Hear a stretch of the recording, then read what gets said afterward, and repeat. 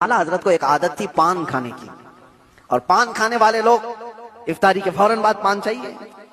आला हजरत इफ्तारी कर चुके, पान जो रोजाना आता था वो बच्चा पान लाया नहीं, और टाइम गुजरता गया, आपको पान की तलब हुई कि अभी तक आया नहीं। वो तकरीबन घंटा भर के बाद वो बच्चा आया और दौड़ता हुआ आया, कहा बड़े मौलाना साहब पान रह गया। पान ला करके दिया, एक तमाचा उसको लगाया, कहां चला गया था, पान लेकर कहां भाग गया था। वो बच्चा जो खादिम है, खिदमत करने वाले लोग हैं, कहा माफ कीजिए भूल गया था, दिया और चला गया भाग कर, पान खा लिया।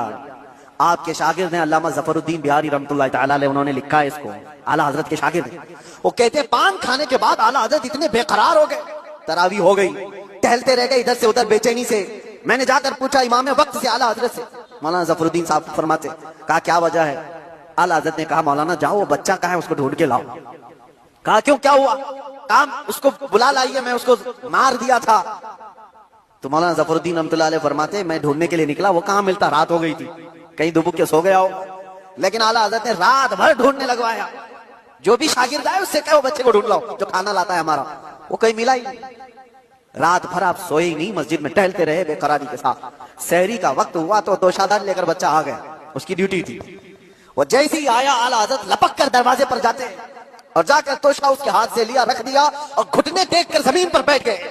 वक्त के मुजद्दिद की बात कर रहा हूं। उस बच्चे के दोनों कंधों को पकड़ा और कहा बेटा कल की रात मैंने थप्पड़ मार दिया था अपने हाथ से तुझे, खालिस मेरे पान के लिए, ये मेरे नफ्स के लिए मारा था, तो अल्लाह के लिए मुझे माफ कर दे। वक्त का इमाम छोटे बच्चे से कह रहा है मुझे माफ कर दे। वो बच्चा कसमसा रहा है, घबरा रहा है।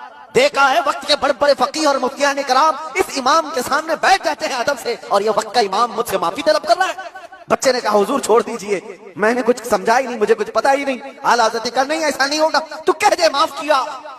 मौलाना जफरुद्दीन फरमाते हैं मैं देखता खड़ा था, आला हज़रत कह रहे कल क़यामत के दिन अगर रसूलुल्लाह सल्लल्लाहु अलैहि वसल्लम ने मुझसे पूछा ऐ अहमद रसा क्या तेरे अंदर अल्लाह ने ताकत इसलिए दी थी कि तू अपने पान के लिए छोटे बच्चे पर हाथ मारे, मैं क्या जवाब दूंगा उस दिन क़यामत के दिन। आला हज़रत उसको पकड़ करके थाम रहे, तो उस बच्चे ने कहा कि ठीक है मैं माफ कर दिया। आला हज़रत कहते हैं बच्चों को इख्तियार नहीं है माफ करने का, बच्चों को मसाइल है, वो मालिक नहीं है। आपने कहा अपने सर से टोपी उतारी और कहा जैसे कल मैंने तुझे मारा था वैसे तू भी मुझे मार, बराबर होता है मामला।